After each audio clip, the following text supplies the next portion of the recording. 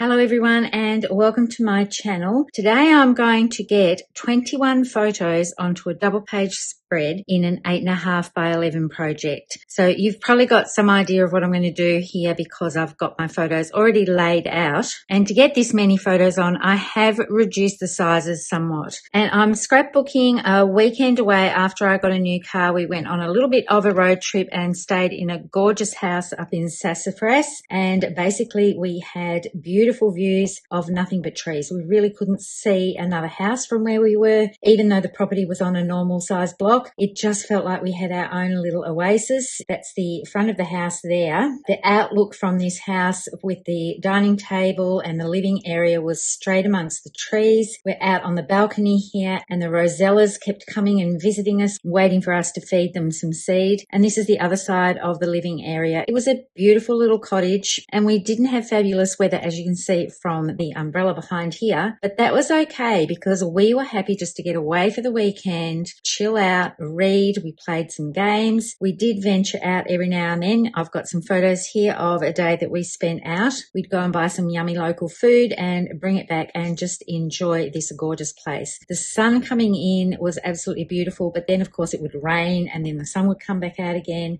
and it was just a beautifully relaxing weekend. So the photos I've got on these little 6x6 pieces here, these photos relate to around the house because the gardens were absolutely beautiful. And these flowers here relate to these gardens that we went and visited. In Olinda, which is very close to Sassafras, we went to Cloud Hill Garden and Nursery and wandered around there. Now, this was in September, but the colours from the daffodils, the magnolias and the rhododendrons, and there are also camellias as well, was absolutely stunning. So even though it was cold and a little bit drizzly, it was the perfect time to go up to the Dandenongs to see these beautiful flowers. So what I'm going to do for these, I've done this before with other albums. I'm going to have a 6x6 memory protector. I'm going to put these photos back to back and they're going to be in the middle. And I want to take you through the paper selection that I'm going to do to scrapbook these. But by having this in the middle, it will still make it a cohesive double page spread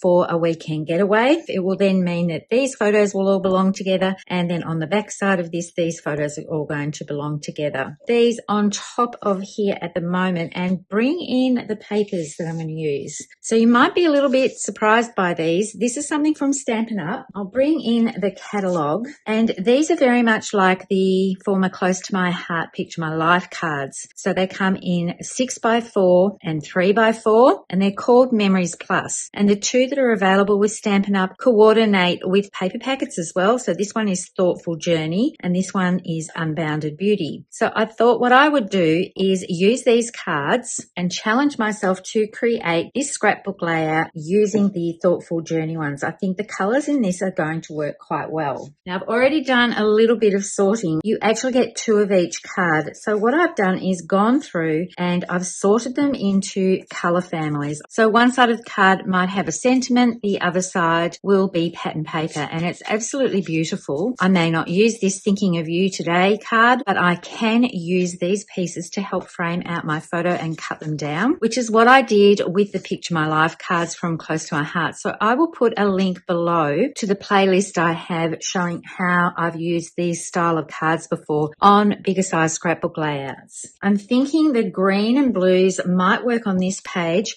but the yellows will work on this page as well because I've got scones here from a Devonshire tea that we had at the Olinda Tea House. So those colours will work really well. And there are some pinks in here as well that will match in with the florals here. So these cards I think might work quite well for this side of the layout. I'm going to put these on top here and bring this over because I've got more of these cards to show you. I've sorted these ones into darker tones, so that might work well on this side of the layout. But these ones that I've sorted will work quite well too because it's got the greens, it's got the oranges and yellows from this foliage here. So for me, this is all about sorting them into colorways, not necessarily the words and the sentiments that are on there. And then there's another set here that is primarily pinks and blues and a touch of yellow as well. So what you can see in front of me here is half a pack. You can see, oh, I love this one on the other side, but I think it's not going to be quite the colors that I want to do. It's quite a strong pattern. If there were more of this pattern in here, let me just flip these over just to see if there's anything else. You can see these will work really well together, all that color family. These ones have the stronger colors. I might not use this one. I might save this for my Canada Alaska trip because I think this will work really well on one of the pages with these spruce trees here. But I do love the tones of these. I'm going to flip these over so you can have a look at the other side. You can always bring in another one here because this has got a purple pattern on it, so that will work with that color family and will also work with these. So these are really good to mix and match, and you can make cards out of these very quickly and very easily, or you can extend their use into scrapbook layouts. So let me put these off to the side in the color families that I've got.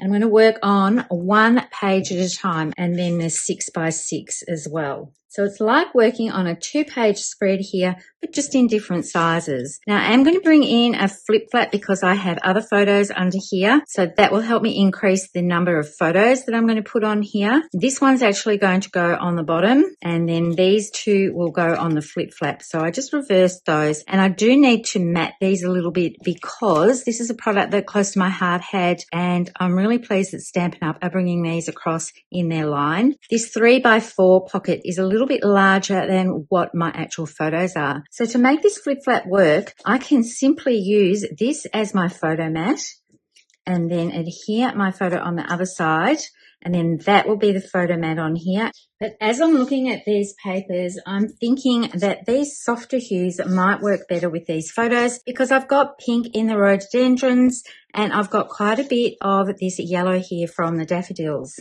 So I'm going to put this one back onto this pile to put aside for the other side of the layout. So I know it looks like that I'm changing my mind a little bit, but I wanted to show you the process that I go through when I check out the back side of them, what is on the front side. This has got the best day ever on here, so that's going to work quite well. And then I just start putting these onto my layout here and working out what I like the look of. So it's a little bit of a process. Maybe this one would do really well as a mat, and I think that works quite well because there's just that little touch of yellow here that will bring out the daffodils, and it really is about stretching these cards as much as you possibly can. So the first thing I'm going to do with this one, I've made a decision on that, is I'm going to gut out the middle piece of that because I don't want to waste that color. So I'm going to do quite a fine mat on this. 1/2 inch I think will work quite well, and it will still give me enough room to adhere my photo. And I've got that piece to use as an accent. I want to bring some of this pattern into the rest of the layout as well. So I'm thinking this one I'm going to put up in this corner. I'm going to have my photos all running in straight lines down here. So this piece here I'm just going to put underneath the daffodil here, just to give a little bit of color there. I love how that looks. It makes those daffodils really pop. And then this side, I'm going to cut this one in half, I think. I could use this as a little journaling spot. But you can see how that helps frame out the flowers and adds just enough interest to the page here. So let me chop this one in half. So there's a little bit of pink on the edges here.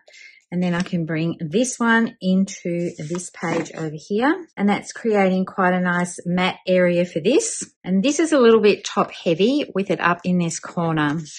So I'm going to bring that down into here and have the Devonshire tea sitting on this. And actually I might extend it so it becomes a little bit more of a panel. So I quite like how that looks. I'm going to trim this down so that I've got the same width on each side of my photos here. So I'm going to make this about 3 1/4 inches. So I've just chopped the edge off that so that this one is going to act as a panel coming down like this behind my photos. So that gives it a little bit of a landing point as well. So it's like partial matting all of these pieces just so that you get enough colour to come through onto the layout to highlight your photos without overpowering the photos, because some of these patterns are very detailed. It's a watercolour look. They are actually taken from an artist's drawing that Stampin Up employs. Quite love just the colours of this. And now I'm going to play around with this side just a little bit more. And then because this is a 6-inch piece, I can edge that over here for those to land on, and then I can bring this one in on this side to help frame it out. So I'm going to go ahead and adhere this page down, and then I'll be bringing in some accents to help decorate my layout, and I need to work on the left side as well. So I've got all the pieces adhered now, and my photos are prepped and ready in this little flip flap here. I like putting my flip flaps directly onto the layout, and then I cut a slit in my memory protector. So what I'm doing is positioning this so that the photo lines up with this one here.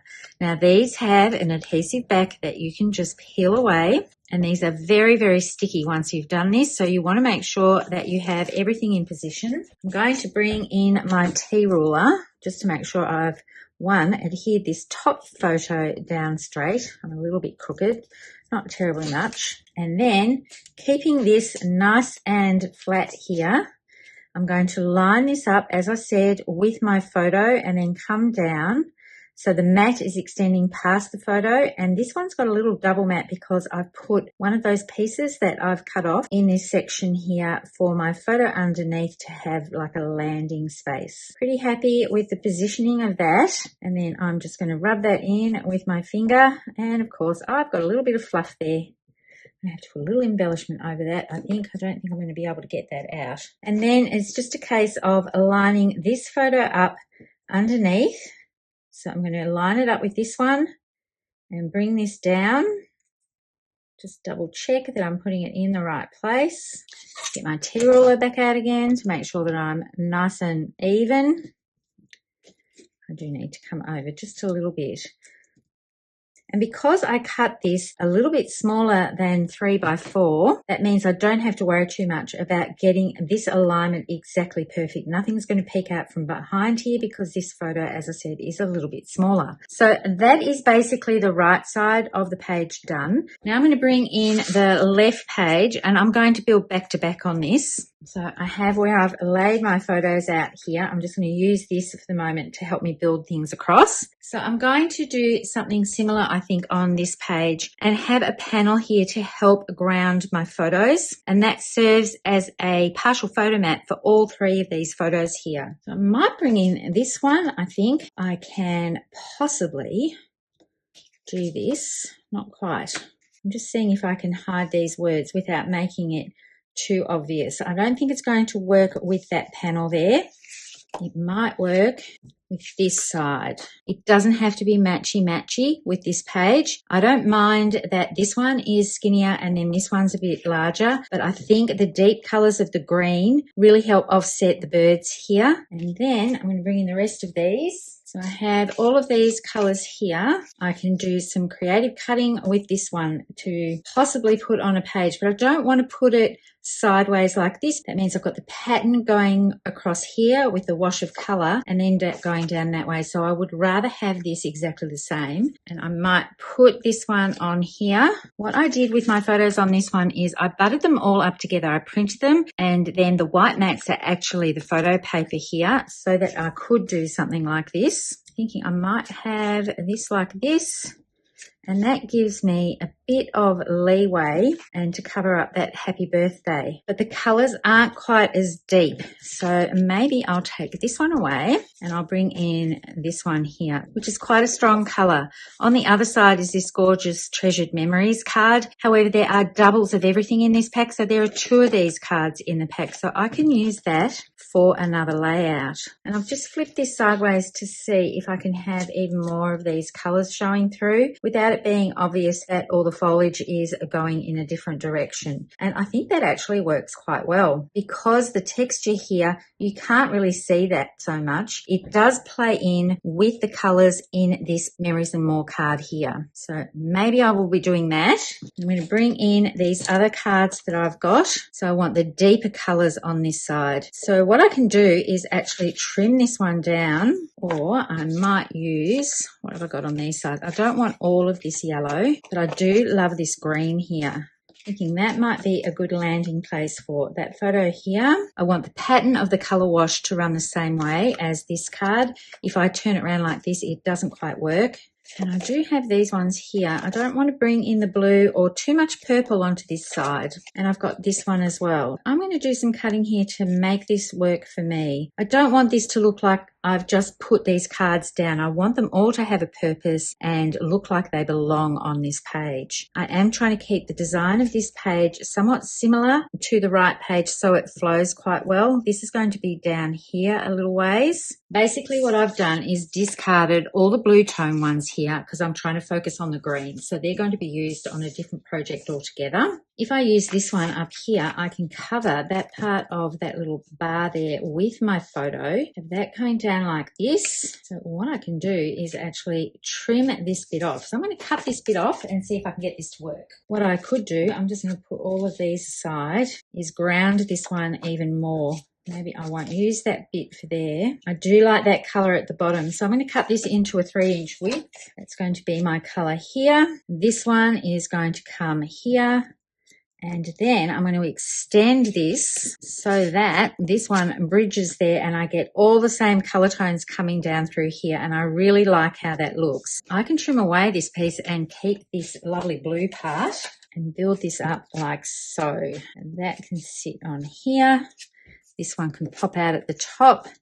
And I've got a lovely long strip here and it looks like one continuous piece. So this one's going to go here underneath all these photos as planned. So let's adhere all of this down.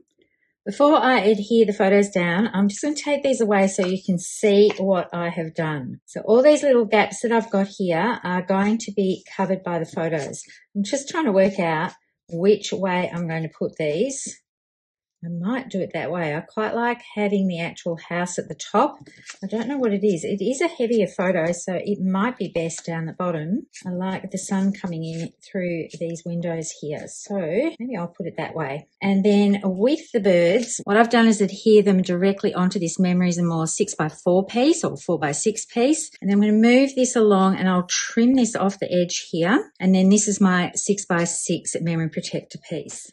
I've got all my photos adhered down and then I'm looking at embellishing this. So I was thinking of bringing in Spotlight on Nature and stamping some of these floral and leaf elements, but because this is a fairly photo heavy layout and an 8.5 by 11 size, I think by bringing something like this in, it's going to overwhelm it a bit too much. I could look at bringing in some dies from Changing Leaves. So there are some small sprigs here.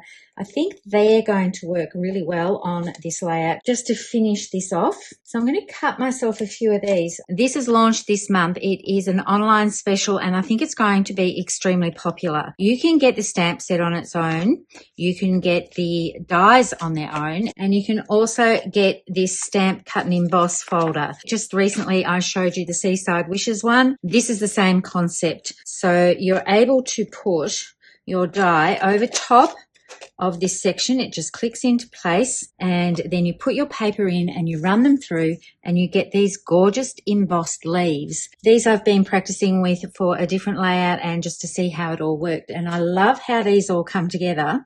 So that's the embossing folder, and the beauty of these are you don't just get the large leaves here that you are able to stamp and die cut out, you get smaller ones as well, which is really good for a little project like this. So I think I'm going to run a few of these through my die cutting machine to see if I like them. I've stamped my title and I've broken with the black titles. I've used pine ink, which is a CTMH color. So I'm going to cut some of these in pine because I think it goes quite well with these papers. If I flip this open, you can can see I actually backed this photo in pine here, so that will work quite well. And I really didn't leave a lot of room for journaling here, but when I adhered these pieces down, this is my 6x6 that's going to be a little flip through. I've left this area here free of a tape runner, and I'm going to make a tag out of it. Now, I have this old Stampin' Up punch that I bought years and years ago, and I've hung on to it because it's really handy. It's a 2-inch wide tag.